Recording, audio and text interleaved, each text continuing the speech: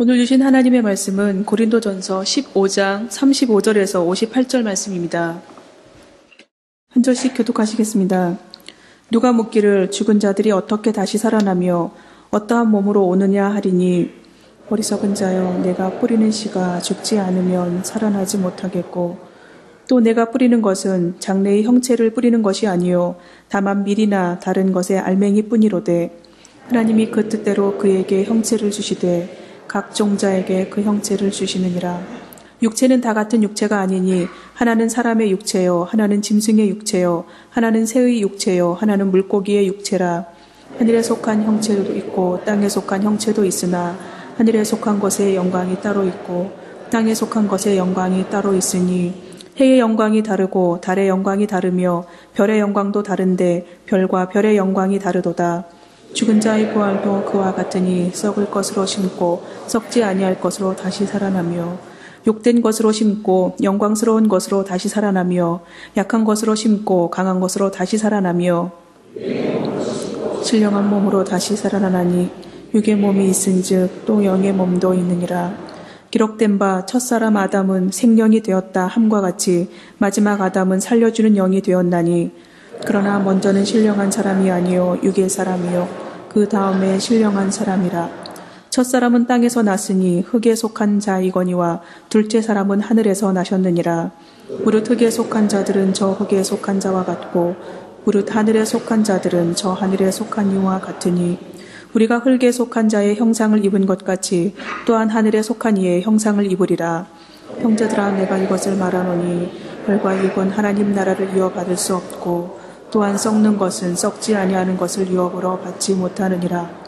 보라 내가 너희에게 비밀을 말하노니 우리가 다 잠잘 것이 아니요 마지막 나팔의 순식간에 후련히 다 변화되리니 나팔 소리가 나매 죽은 사람들이 썩지 아니할 것으로 다시 살아나고 우리가 변화되리라. 이 썩을 것이 반드시 썩지 아니할 것을 입겠고 이 썩을 것이 죽지 아니함을 입으리로다.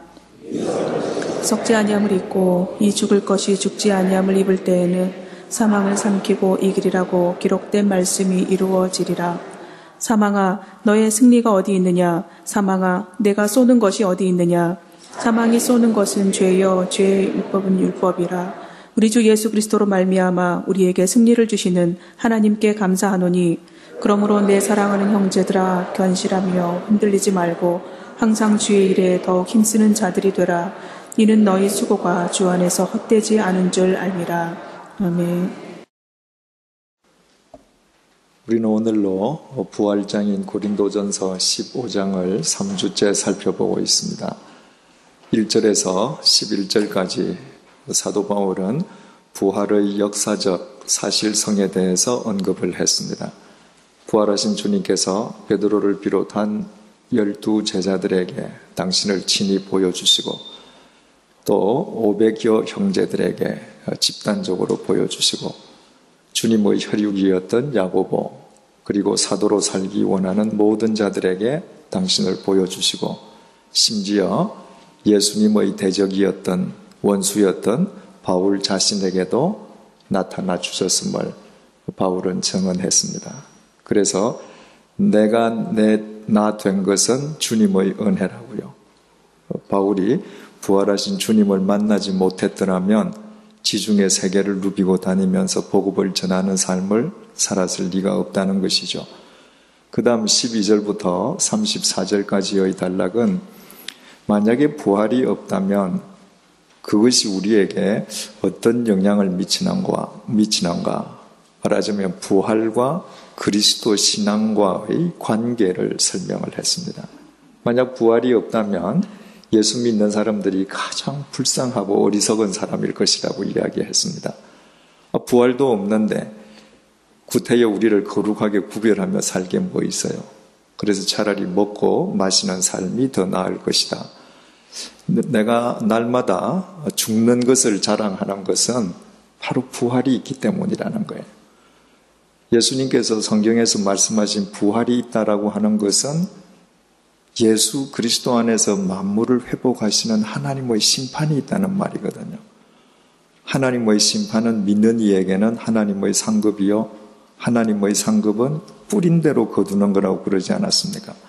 따라서 부활을 믿는다는 것은 심판을 믿는 것이요 하나님의 상급을 믿는다는 것으로 이어지거든요.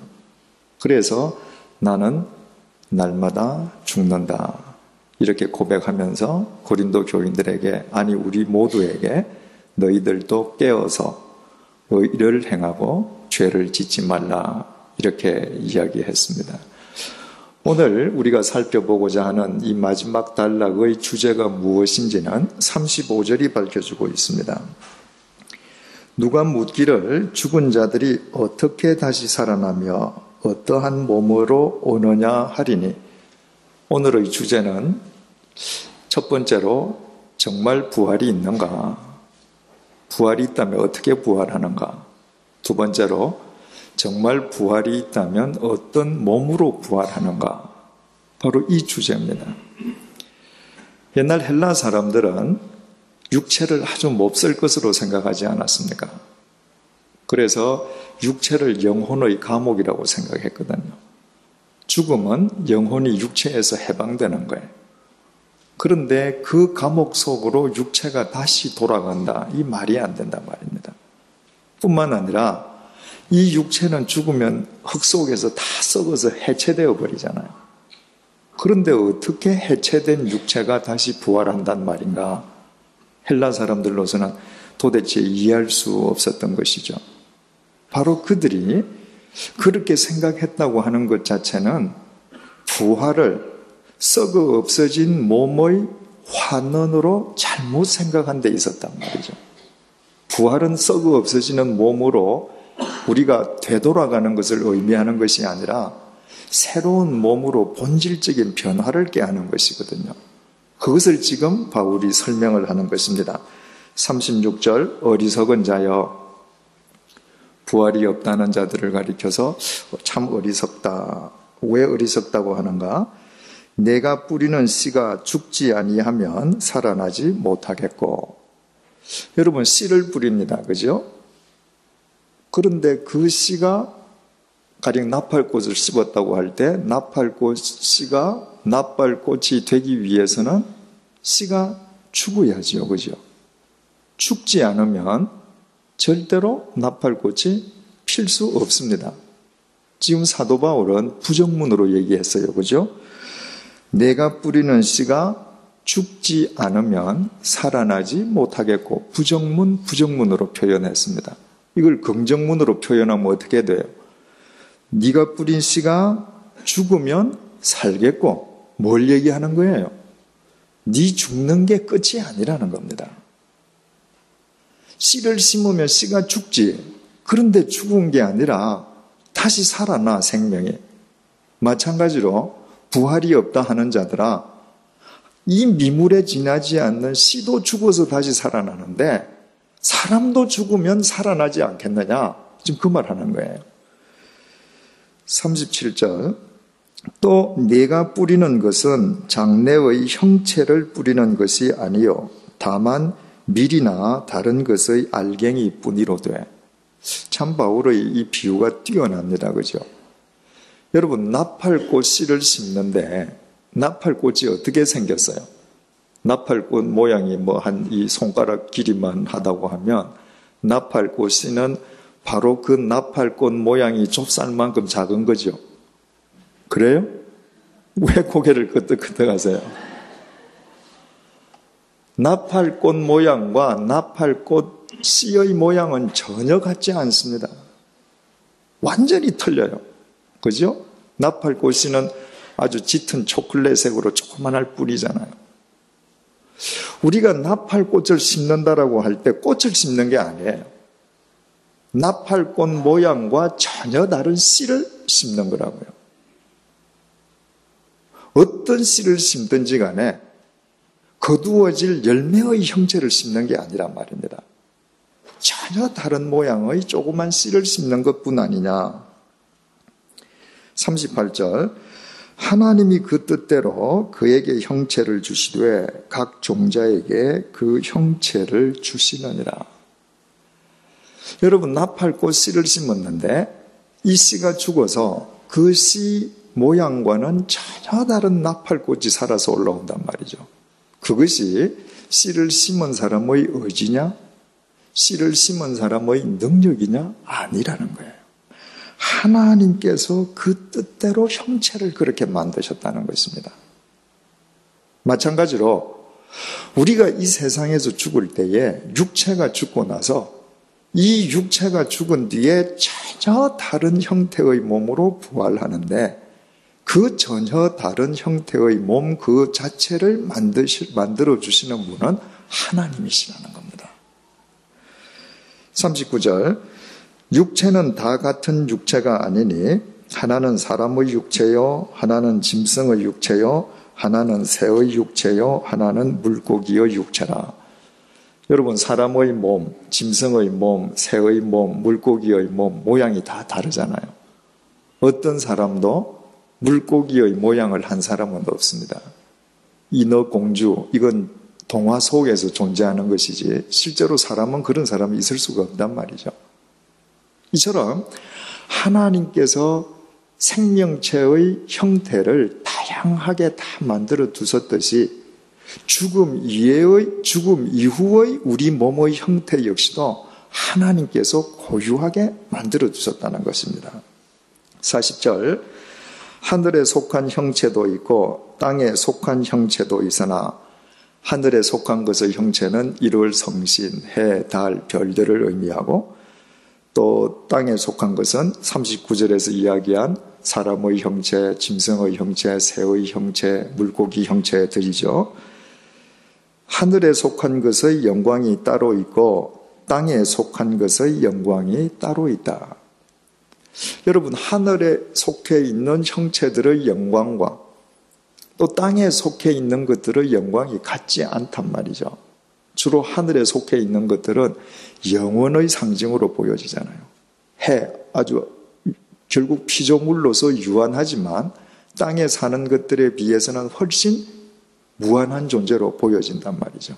그러나 땅에 속해 있는 생명체들은 다 유한한 것의 상징에 지나지 않습니다. 그들이 갖고 있는 특성과 그들이 지닌 영광이 다를 수밖에 없죠. 뿐만 아니라 41절 해의 영광이 다르고 달의 영광이 다르며 별의 영광도 다른데 별과 별의 영광이 다르도다. 하늘에 속해 있는 형체라고 해서 다 똑같은 영광과 특성을 지닌 게 아니란 말이죠. 그것 자체도 다 고유한 특성과 영광을 다 다르게 지니고 있습니다. 무슨 얘기를 하고 싶어서 그래요? 그러므로 부활하기 이전 이 땅에서 사는 몸의 형체의 영광과 죽은 뒤에 우리가 부활할 때에 얻는 그 몸의 영광이 어떻게 같을 수 있겠느냐? 세상의 것과 동일할 수 있겠느냐? 그 말을 하는 것입니다. 42절 죽은 자의 부활도 그와 같으니 썩을 것으로 심고 썩지 아니할 것으로 다시 살아나며.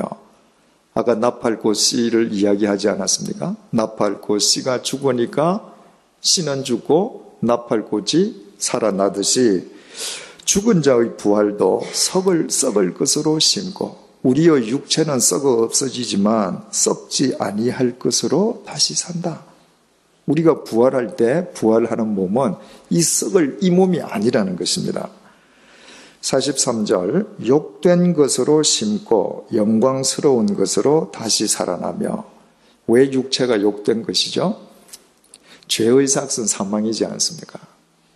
그래서 이 육체는 죄의 굴레에서 벗어나지 못합니다. 욕된 거예요. 그런데 영광된 것으로 다시 살아난다. 우리가 부활할 때는 더 이상 죄의 지배를 받지 않는단 말이죠. 약한 것으로 심고 강한 것으로 살아나며. 우리가 이 세상을 살아갈 때 대단히 강한 것처럼 살아가지만 실은 어때요? 현민경을 통해서도 보일까 말까 하는 작은 세균 때문에 우리는 왔다 갔다 하는 존재예요. 참으로 연약한 존재예요. 이 약한 것으로 심고 강한 것으로 다시 살아난다. 어떻게 강하죠? 부활하는 그 몸은 더 이상 죽음의 굴레에 있지 않단 말이죠. 강한 것으로 살아난다. 육의 몸으로 심고 신령한 몸으로 다시 살아나나니 육의 몸이 있은즉 또 영의 몸도 있느니라. 우리의 육체의 몸이 썩어 없어지지만 신령한 몸으로 부활하니 우리가 육체를 갖고 이 땅에 살 때 이 육체의 몸이 있듯이 죽은 뒤에도 영의 몸, 푸뉴마티코스, 신령한 몸이 반드시 있다. 여러분, 나는 변함이 있습니까? 죽기 전과 죽기 이후에 나라는 정체성은 변함이 없어요. 이제철이라는 정체성은 연속적인데 이제철이 이 땅에서 살 때에 지녔던 몸과 죽고 난 뒤에 부활했을 때의 몸은 불연속적이에요. 근본적으로, 본질적으로 다른 몸이 된다는 것입니다. 45절 기록된 바 첫사람 아담은 생명이 되었다 함과 같으니 하나님께서 제일 처음 지으신 사람이 아담이죠. 그죠? 흙으로 지으시고 그 코에 생기를 불어넣으시니 생명이 되었다. 근데 이 생명이라고 하는 것은 살아있는, 생명 있는 존재가 되었다는 거예요. 마지막 아담은 살려주는 영이 되었나니 마지막 아담은 그리스도시죠. 살려주는, 생명을 주는 영이 되었다. 첫 번째 아담에게도 영, 마지막 아담에게도 영이라고 우리말로는 똑같이 번역이 되어 있는데 헬라말은 틀려요. 첫 번째 생명은 푸시케, 두 번째 영은 푸뉴마. 그래서 하나님께서 첫 번째 만드신 아담은 생명 있는 존재에 지나지 않지만 두 번째 아담이신 그리스도께서는 우리 모두에게 생명을 주시는 영이시다. 46절 그러나 먼저는 신령한 사람이 아니요 육의 사람이요. 여기에 육의 사람이요 라고 번역이 되어 있는데요. 헬라 말로는 푸시키코스, 육의 몸이다 그 말이에요. 아담은 육의 몸을 지닌 자이고 그 다음에 오신 예수 그리스도는 신령한 몸을 지닌 자이다. 47절 첫 사람은 땅에서 났으니 흙에 속한 자이거니와 둘째 사람은 하늘에서 나섰느니라. 첫 번째 사람을 하나님께서 흙으로 지으셨잖아요. 그래서 그는 흙에 속한 자이다.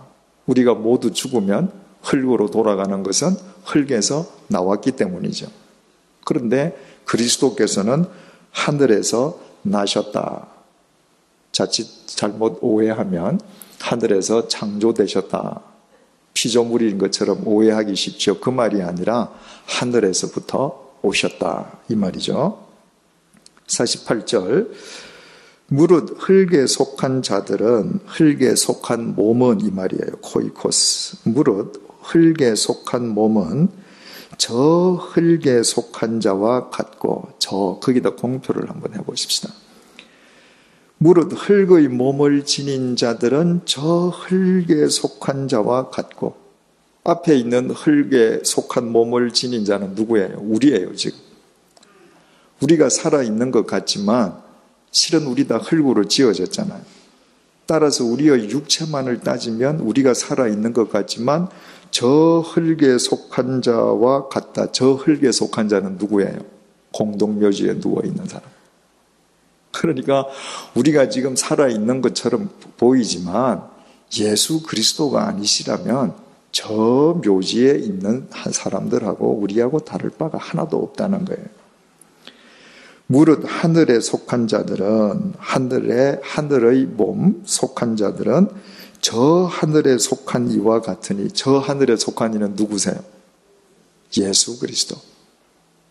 하늘에 속한 신령한 몸을 지닌 자들은 바로 저 하늘에 하나님 우편에 앉아 계신 그분과 똑같은 자들이다.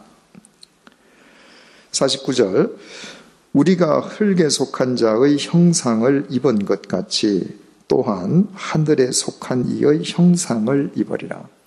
이 땅에 살 때는 이 땅에서 필요한 흙의 형상을 입지만 하나님 나라에서는 하늘에 속한 그리스도 그분의 신령한 형상을 입게 될 것이다. 50절 형제들아 내가 이것을 말하노니 혈과 육은 하나님 나라를 이어받을 수 없고 혈과 육이라는 걸 우리말로 표현하면 살과 피잖아요. 이게 다 살과 피지 않습니까? 이 살과 피로는 하나님 나라를 이어받을 수 없다. 그 나라에 못 들어간다는 거예요. 우리의 이 살과 피는 이 지상에 살 때만 필요한 겁니다. 하나님 나라에 가서는 이런 피가 필요 없는 거죠. 빈혈이 생겼다고 해서 수혈할 필요도 없는 거고, 또한 썩는 것은 썩지 아니하는 것을 유업으로 받지 못한다. 이 썩어지는 이 육체는 하나님 나라를 이어받지 못한다. 그런데 중요한 것은요, 여기에 썩는 것은 이렇게 번역된 헬라말 헤프도라라고 하는 이 말이 지금 썩어서 부패가 진행되고 있는 시신의 상태를 상징적으로 말하는 단어입니다. 따라서 지금 썩고 있는 시체는, 이 말은 죽은 자들이죠. 그렇다면 앞에 있는 혈과 육은 피와 몸을 갖고 지금 살아있는 사람을 의미하는 겁니다. 따라서 지금 살아있는 사람이거나 이미 죽은 사람이거나 이 땅에 지니고 있던 그 형체로는 하나님 나라에 들어가는 것이 아니라는 것입니다. 거기에 필요한 다른 몸이 있다는 것입니다. 51절, 보라, 내가 너희에게 비밀을 말하노니, 여기에 비밀, 미스테리온이라고 하는 것은 마지막 종말에 대해서 감추어져 있는 진리, 바로 그 진리를 지금 이야기한다는 거예요. 우리가 다 잠잘 것이 아니요, 바울은 죽음을 잠으로 종종 표현했다고 했죠. 그러니까 우리가 다 죽을 것이 아니요, 마지막 날에 순식간에 홀연히 다 변화되리니. 지금 바울이 말하고자 하는 바는 마지막 나팔이 부는 그 시간에 순식간에 다 변화되는 것을 이야기하려고 그래요. 이 나팔 소리라고 하는 것은 마지막 종말에 대한 묵시적, 다시 말해서 상징적 표현이에요. 종말이 오는 날 나팔이 울린다, 이렇게 지금 상징적으로 표현을 하는데, 여기에 51절 뒤에 나팔의 순식간에 홀연히, 이 홀연이라는 말이죠. 거기에다가 공표를 해가지고 52절 제일 앞에다 화살표를 해서 끼워 넣으십시다. 헬라어 원문에는 이 홀연이라는 말이 지금 우리말처럼 변화된다는 그 단어만 수식하는 것이 아니라 52절 전체를 수식하는 말이에요. 52절 이 사건이 느닷없이 불현듯이 일어난다는 겁니다. 그게 뭐냐 하면, 나팔 소리가 나매 죽은 자들이 썩지 아니할 것으로 다시 살아나고, 죽은 자들, 이미 죽은 자들이 썩지 아니할 신령한 몸으로 다시 부활한다는 것입니다. 뿐만 아니라 우리도 변화되리라. 우리는 죽지 않은 나와 고린도 교회 교인 너희들, 우리들. 그러니까 마지막 주님께서 재림하시고 나팔 소리가 들릴 때 죽은 자도 신령한 몸으로 부활할 뿐만 아니라 이 흙에 속한 살과 피를 지니고 있던 살아있던 인간들도 이 육체를 벗고 홀연히 신령한 몸을 입을 것이라는 것입니다. 여기에서 중요한 사실은요, 바울은 자기 생애에 재림의 때가 올 줄로 믿고 있었다는 것입니다. 그래서 죽은 자와 살아있는 우리를 대비해서 표현했습니다. 죽은 자만 살아날 뿐만 아니라 지금 살아있는 우리도 그때 홀연히 변화할 것이다. 사도행전 2장 주일날 예배 시간에 볼 때 말씀드린 적이 있습니다마는, 초대교회 교인들이 어떻게 그렇게 주님의 말씀대로 살 수 있었는가, 바로 이 종말 신앙인 것이죠. 우리에게는 다 종말이 있다 그랬죠. 우주적인 종말, 우주적인 종말이 우리 때에 없더라도 개인적인 종말은 다 있잖아요. 그러니까 천년만년 살 것이라는 착각 속에서 사는 사람과 오늘이라도 주님께서 나를 데려가시면 나는 주님 앞으로 간다라는 사람과 삶의 모양이 같을 수가 없겠죠. 53절, 이 썩을 것이 반드시 썩지 아니할 것을 입겠고, 이 죽을 것이 죽지 아니함을 입으리로다. 거기에 이 두 개 다 우리 공표를 한번 쳐보십시다. 이 썩을 것이 반드시 썩지 아니할 것을 입겠고 이 죽을 것이 죽지 아니함을 입으리로다. 지금 바울이 고린도 교인들을 앞에 놓고 이 똑같은 문장을 가지고 설교를 했다면 어떻게 했을까요? 아마 이렇게 했을 것입니다. 이 썩을 것이, 왜냐하면 그 사람들이 부활을 안 믿는 거예요. 그래서 이 썩을 것이 썩은 뒤에 이 썩을 것으로 환원되는 게 아니라 이 썩을 것은 다 없어지고 썩지 않는 신령한 몸으로 우리는 다시 산다. 지금 바울은 그것을 강조하는 것입니다. 54절, 이 썩을 것이 썩지 아니함을 입고 이 죽을 것이 죽지 아니함을 입을 때에는 사망을 삼키고 이기리라고 기록된 말씀이 이루어지리라. 바로 그날 사망을 삼키고 이긴다는 하나님의 말씀이 이루어질 것이다. 도대체 누가 사망을 삼키고 누가 이긴다는 말인가? 바울은 지금 이사야서 25장 8절을 인용한 것입니다. 사망을 영원히 멸하실 것이라 주 여호와께서 모든 얼굴에서 눈물을 씻기시며 자기 백성의 수치를 온 천하에서 제하시리라. 바로 하나님께서 사망을 멸하시고 모두를 살리신다는 이 이사야 25장 8절의 말씀이 그날 완성될 것이다. 55절, 사망아 너의 승리가 어디에 있느냐? 사망아 내가 쏘는 것이 어디 있느냐? 여러분, 이 세상에 살아있는 사람은 다 죽잖아요. 육체는 다 죽어요. 왜냐하면 죄의 싹은 사망이기 때문에 이 몸은 죽게 되어 있단 말이죠. 그래서 모든 사람들에게서 죽음이 왕노로 됐단 말입니다. 그래서 이 육체는 흙으로 돌아가 버려요. 그러나 우리가 예수 그리스도 안에서 마지막 날 신령한 몸으로 그 몸을 입고 부활할 때, 그때 사망아 도대체 네가 누구를 이길 수 있겠느냐? 그때는 더 이상 우리가 죄를 지배하지 못할 텐데 네가 도대체 누구를 쏘겠느냐? 바울이 반문을 합니다. 56절, 사망이 쏘는 것은 죄요 죄의 권능은 율법이라. 사망이 겨냥하는 것은 늘 죄입니다. 죄의 삭시 사망이기 때문에 죄가 있는 곳에는 죽음이 가서 왕노로 단단 말이죠. 그런데 그 죄의 권능은 율법이에요. 죄를 죄로 정죄하는 것은 율법이란 말입니다. 그래서 율법만으로는 우리가 죄인이라는 사실을 확인할 뿐 율법 그 자체로는 우리가 구원을 못 얻지 않습니까? 따라서 우리가 그리스도 안에서 신령한 몸으로 승리하면서 죽음을 이긴다는 것은 곧 죄를 이기는 것이고, 죄를 이긴다는 것은 죄를 정죄하는 모든 율법으로부터 자유해진다는 겁니다. 57절, 우리 주 예수 그리스도로 말미암아 우리에게 승리를 주시는 하나님께 감사하노라. 우리 하노니로 번역되어 있지만 헬라 말은 여기에 마침표가 딱 찍어졌습니다. 감사하노라.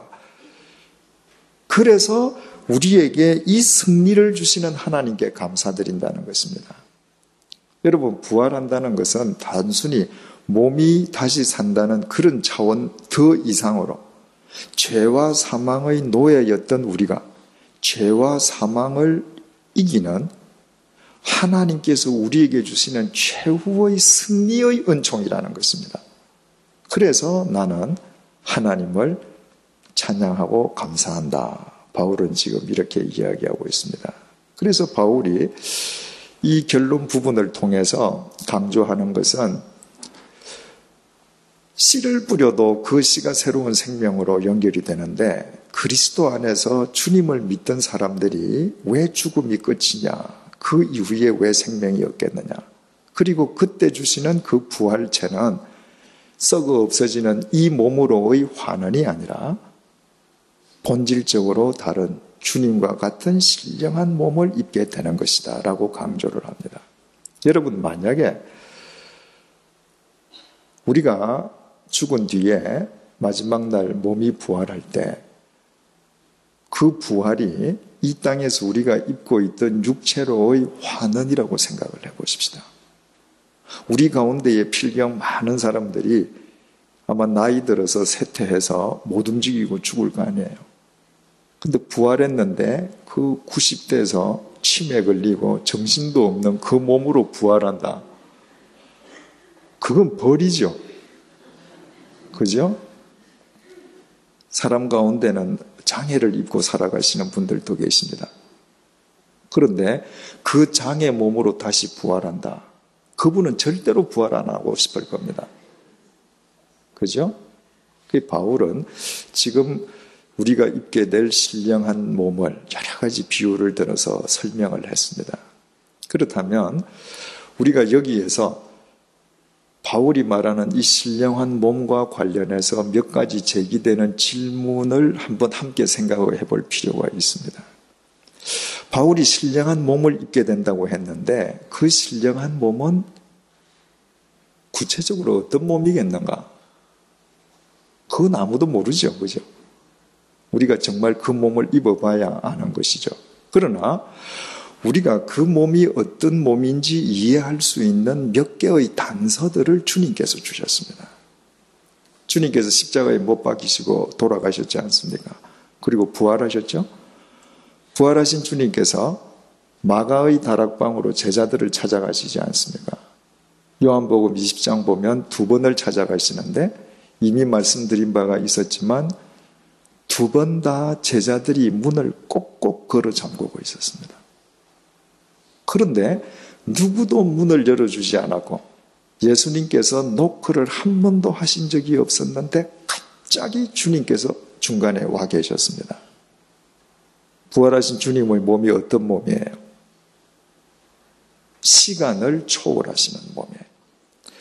그때도 설명드렸듯이 지금 우리가 문을 다 잠궜는데 우리가 여기에서 누구도 문을 열어주지 않는데 갑자기 누가 지금 여기에 탁 서 있다. 그 사람은 어떻게 해야지만 여기 서 있어요?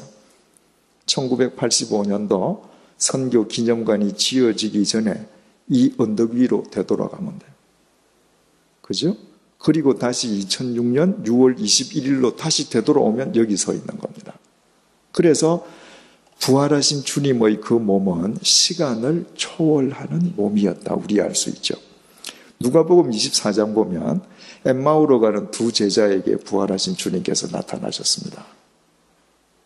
제자들은 분명히 예수님하고 이야기를 나눴습니다.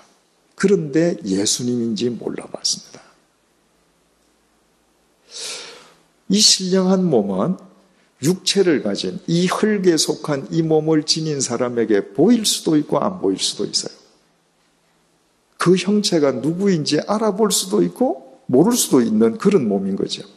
그죠? 그래서 그 엠마오로 가던 2 제자는 주님을 3년 동안 모시고 있었음에도 불구하고 주님을 주님으로 몰랐거든요. 나중에 알았단 말이죠. 3번째로 예수님께서 부활하신 뒤에 40일 동안 이 땅에 계시다가 40일 후에 어떻게 하시죠? 승천하시잖아요. 제자들이 보는 앞에서 하늘로 올라가십니다. 공간을 초월하시는 몸이었죠. 그래서 우리가 부활할 때 입는 신령한 몸이라는 게 이 육체와는 전혀 다른 시간과 공간을 초월하는 몸이라는 것을 예수님께서 우리에게 깨달을 수 있는 몇 가지의 단서를 주셨습니다. 2번째로 우리가 제기할 수 있는 질문은 우리 몸은 다 썩어서 없어지는데 이 육체는 다 해체되는데 이 신령한 몸을 입는 부활의 시점은 분명히 주님께서 재림하시는 종말의 때라고 성경이 못을 받고 있습니다. 그렇다면 그때까지 우리의 영은 어떻게 되느냐는 거예요. 신학자에 따라서는 그 인간은 전인적인 존재이기 때문에 영도 함께 무덤 속에서 잠을 자다가 마지막 날 일어난다. 몸과 함께, 신령한 몸과 함께 일어난다. 이렇게 주장하시는 분들도 있고 또 그분들 나름대로 논리적인 근거가 있습니다. 그러나 우리가 성경을 보면 우리는 성경이 이야기하는 그 영의 상태를 우리는 분명하게 알게 되죠. 주일 예배 때 말씀드렸습니다마는 마태복음 22장 32절을 통해서 예수님께서 이렇게 말씀하셨어요. 나는 아브라함의 하나님이요 이삭의 하나님이요 야곱의 하나님이로라 하신 것을 읽어보지 못하였느냐. 하나님은 죽은 자의 하나님이 아니요 살아있는 자의 하나님이시니라. 하나님께서 모세에게 나는 아브라함의 하나님, 이삭의 하나님, 야곱의 하나님이다. 그래서 모세가 이스라엘 백성들에게 가서 하나님을 그렇게 소개했잖아요.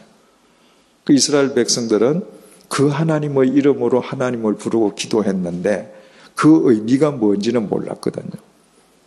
그때로부터 1400년이 지나서 예수님께서 설명을 해주신 것입니다. 하나님께서 당신을 그렇게 부르라고 하신 것은 하나님은 죽은 자의 하나님이 아니라 산 자의 하나님이시기 때문이다. 자, 아브라함 죽었죠. 이삭 죽었죠. 야곱 죽었죠. 그 사람들 무덤 다 있잖아요. 무덤 속에서 시체는 다 썩어 없어졌겠죠. 그것으로 끝났으면 하나님은 무슨 하나님이에요? 죽은 자의 하나님이에요. 그런데 하나님은 산 자의 하나님이시기 때문에 당신을 그렇게 부르라고 하셨다는 것은 아브라함, 이삭, 야곱의 육체는 썩어 문드러졌지만 그들의 영은 하나님 품속에 살아있다는 것입니다. 그래서 나는 아브라함 하나님, 이삭의 하나님, 야곱의 하나님이다 라고 말씀하신 것이죠. 누가복음 16장 보면 부자와 거지 나사로의 이야기가 나옵니다. 둘 다 죽었지요, 그죠? 그런데 둘 다 몸이 죽고 나서 그 영이 다 같이 무덤 속에서 잠을 자고 그 이후에 이야기가 없나요? 아니잖아요. 육체는 죽어서 썩어 없어지지만 부자의 영은 지옥으로, 나사로의 영은 하나님 나라로 가서 있는데 지옥에 있는 부자 영이 보니까 그 하나님 나라에 있는 아브라함이 누구 품속에 있어요? 아브라함의 품속에. 아브라함의 육체는 이미 썩어져 없을 터인데 아브라함은 하나님 나라에 그 영이 살아있더란 말이죠. 또 마태복음 17장 보면 변화산에서 예수님께서 변화하시는 장면이 있잖아요.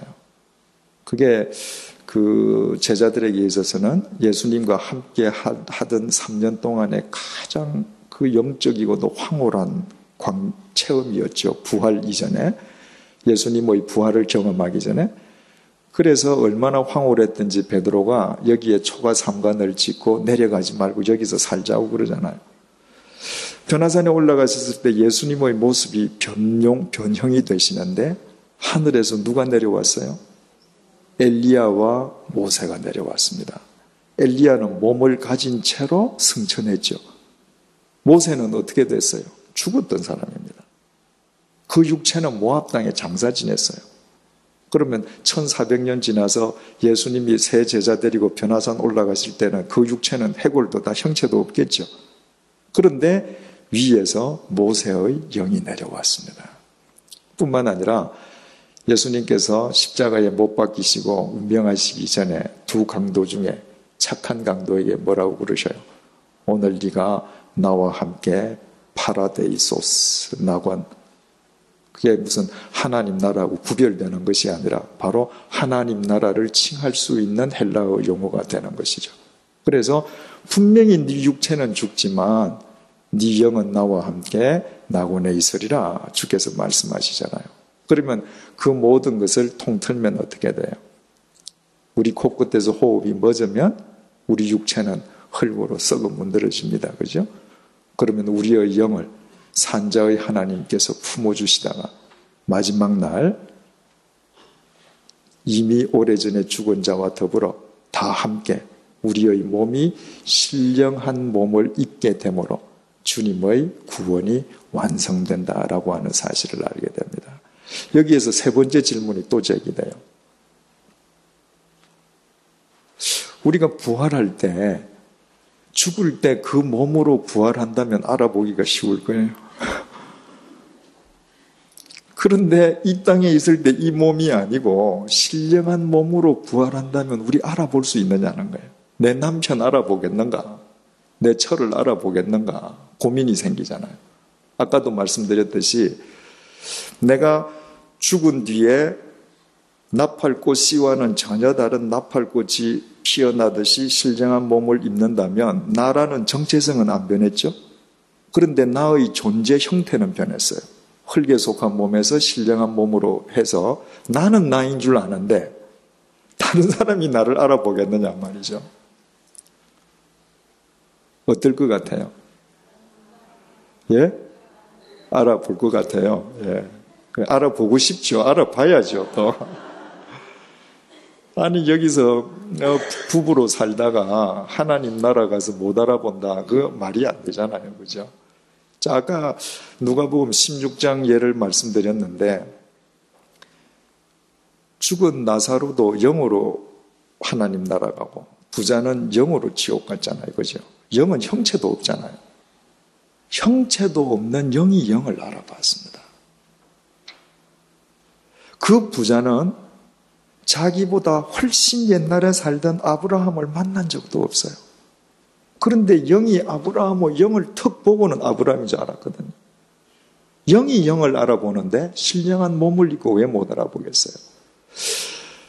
하늘에서 변화산정에 모세와 엘리야가 내려왔습니다. 그 예수님하고 얘기를 해요. 그런데 여러분, 그 자리에 있던 세 제자 요한, 베드로, 야고보는 살아생전에 한 번도 모세를 본 적도 없고 엘리야를 본 적도 없습니다. 그때 무슨 사진이 있겠어요? 초상화가 있겠어요?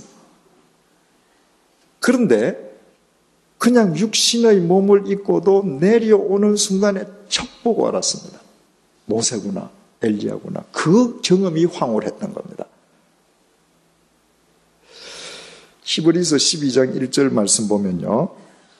이러므로 우리에게 구름같이 둘러싼 허다한 증인들이 있으니 모든 무거운 것과 얽매이기 쉬운 죄를 벗어버리고 인내로서 우리 앞에 당한 경주를 하며 믿음의 주요 또 온전케 하시는 이인 예수를 바라보자.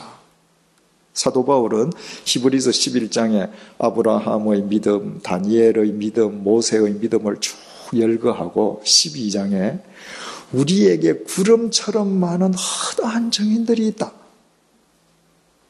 믿음의 주요 우리를 온전케 하시는 예수를 바라보자. 그 증인들과 함께. 무슨 얘기예요? 우리가 하나님 나라에 가서 영이 영으로도 알아보지만 신령한 몸을 입고 난 뒤에도 저분이 다니엘이구나. 저분이 모세구나. 허다한 그 증인들을 다 우리 알 수 있다는 거예요. 어떻게 알 수 있을까요? 아까 제가 처음에 말씀드렸죠. 신령한 몸이 어떤 몸인지 알 수 있는 단서가 있다고요. 예수님께서 부활하시고 나니까 시간과 공간을 초월하셨죠. 우리가 다 죽어서 영적인 존재가 되고 신령한 몸을 입게 될 때에 우리는 시간과 공간을 초월한단 말입니다. 그러니까 여러분들이 이 땅에 계실 때의 얼굴과 전혀 다른 신령한 얼굴을 하고 있어도 우리는 딱 보면 김 집사님, 이 집사님 안단 말이죠. 걱정하지 마셔요. 우리가 한번 다 알아봅니다. 마지막으로 우리 한 가지 더 생각할 건 그리스도인도 화장할 수 있는가? 당연히 화장할 수 있죠. 오래도록 그리스도인은 매장만 해야 된다고 잘못 생각했습니다. 뭐 때문에 그랬죠? 부활이 옛 몸으로의 환원이라고 잘못 생각했기 때문에. 이거 아니란 말이죠. 그렇다면 무슨 미국이나 러시아처럼 저 강활한 땅덩어리가 아니라 이 좁은 국토에 사는 우리, 특히 한 해에 여의도 면적 2배 이상이 묘지로 잠식되고 있는 이 땅에 사는 그리스도인들이 우리 후 세대를 사랑하는 방법 중에 하나는 뭐겠어요? 화장하는 겁니다. 부활할 때 이거 부활하는 거 아니니까 이거 버리고 가야죠. 제가 주일 예배 시간에 몇 번 말씀드렸습니다만은 여러분이 100년 전 여러분 조상 묘소를 안 보듯이 여러분이 죽고 나서 아무리 큰 묘소를 만들어 봐야 100년이 뭡니까? 한 5, 60년만 지나도 태반은 잡초만 우거질 거 아닙니까? 그 왜 후세대들한테 그런 멍해를 남겨주고 가겠습니까? 버리고 가야죠. 우리 교회가 맡은 사명이 양화진을 관리하고 용인 순교자 기념관을 우리 보존하는 거지 않습니까? 그래서 이 양화진 정리가 좀 끝나고 나면 그 용인 순교자 기념관에는 제일 먼저 그 누구든지 화장한 사람들 유골을 뿌릴 수 있는 그 명칭이 없어서 저는 뭐라고 지어야 될지를 모르겠는데 털을 하나 만들라고요. 그래서 거기 제일 좋은 장소에 큰 십자가를 하나 세우고 누구든지 꼭 우리 교인 아니라도 그리스도인들이 죽은 뒤에 유골을 뿌릴 데가 없으면 거기 와서 뿌리게 해드리려고 합니다. 저도 거기 뿌릴 거예요. 제 처가 아마 뿌려줄 겁니다. 예. 예? 뭐라고요? 아니, 제 차가 먼저 가면 제가 뿌려주고. 자, 결론을 내려보십시다. 자, 이 사도 바울이 이야기하는 부활장 15장, 이 고린도전서 15장을 통해서 우리가 얻을 수 있는 결론이 뭐예요? 우리의 죽음은 참된 생명을 향한 관문이라는 것입니다. 그러면 바꾸어 말하면 이 땅에서 산 것은 산 게 아니죠. 이 땅에서 산 모든 삶은 참된 삶을 위한 과정이에요. 이것이 절대로 목적이 아니라는 겁니다. 이것이 절대로 목표일 수가 없다는 거예요. 그래서 사도 바울이 58절에서 마지막 결론을 이렇게 내립니다. 그러므로 내 사랑하는 형제들아, 견실하며 흔들리지 말고 항상 주의 일에 더욱 힘쓰는 자들이 되라. 사도 바울이 분명히 말했듯이 이 세상이 모두라면 사도 바울이 뭐라고 끝을 냈을까요? 우리도 나가서 좀 더 많이 먹고 마시자 이러고 끝냈을 것입니다. 그게 아니라는 거예요. 흔들리지 마라. 세상이 뭐라고 얘기해도 이것은 과정일 뿐이다. 흔들리지 마라. 견실해라. 그리고 항상 주의 일에 더욱 힘쓰는 자들이 되라. 이 페리슈오, 힘쓰는 자가 되라. 페리슈오라고 하는 헬라 말은 탁월하게 하다, 풍성하게 하다는 것입니다. 주의 몸된 교회를 더욱더 탁월하게 하고 풍성하게 해라. 살아있는 동안에. 이는 너희 수고가 주 안에서 헛되지 않은 줄 알미라. 확신하기 때문이다. 내가 주님을 위해서, 지금 사도 바울이 계속 이야기하는 건 주님의 몸된 교회를 계속 이야기해 왔잖아요. 주님의 몸된 교회를 더 탁월하고 풍성하게 하기 위해서 내가 모든 수고를 다하는 것이 결코 헛된 것으로 귀결되지 않는다. 이유는 부활이 있기 때문이다. 그 연장선상에서 예수 그리스도 안에서 만물을 회복하시는 하나님의 심판이 그날 이루어지는 것이고, 믿는 자에 대한 하나님의 심판은 하나님의 상급이요. 하나님의 상급은 심은 대로 거두게 하시는 것이다.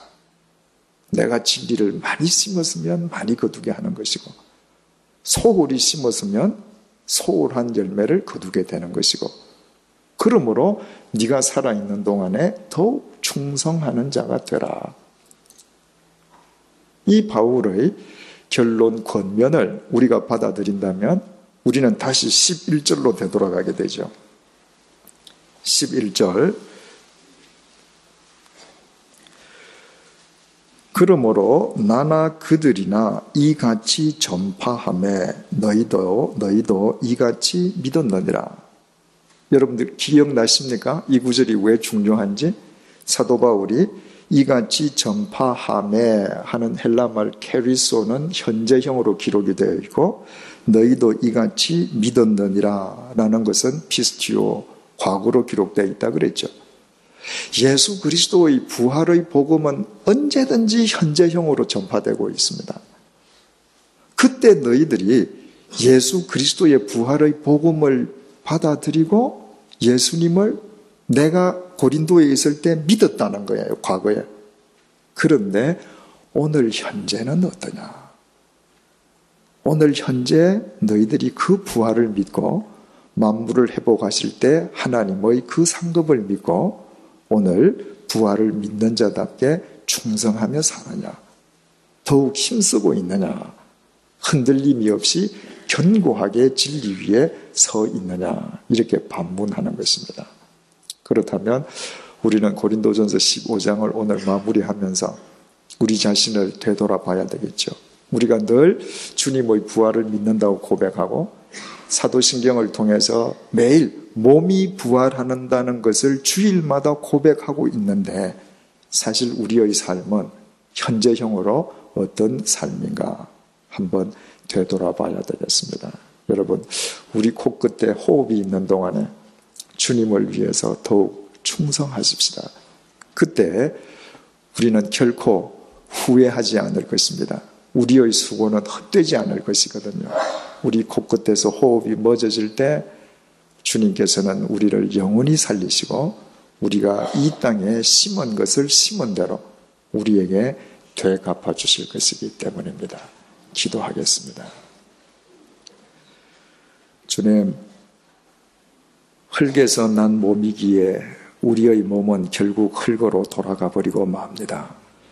오늘 내가 아무리 나의 젊음을 자랑한다 할지라도 오늘 내가 내 몸을 아무리 아름답게 가꾼다 할지라도 내일의 흙이라는 면에서는 아무런 차이가 없습니다. 그러나 주님, 우리의 인생을 그처럼 허망하게 끝나게 하시지 아니하시고 우리에게 그리스도 안에서 새로운 생명을 주시고 우리에게 신령한 몸을 입혀주실 것임을 약속해 주시니 진심으로 감사드립니다. 주님, 이 땅에서의 삶이 과정이요 결단코 우리의 목적일 수 없음을 잊지 말게 도와주옵소서.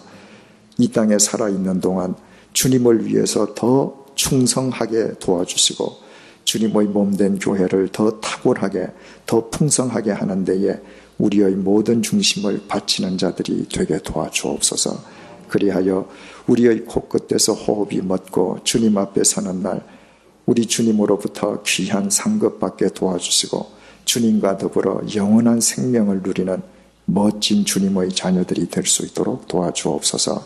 그 믿음을 지닌 자들답게 우리의 삶이 늘 그리스도인으로서 현재형으로 살아가도록 도와주옵소서. 예수님의 이름으로 간절히 기도드립니다. 아멘.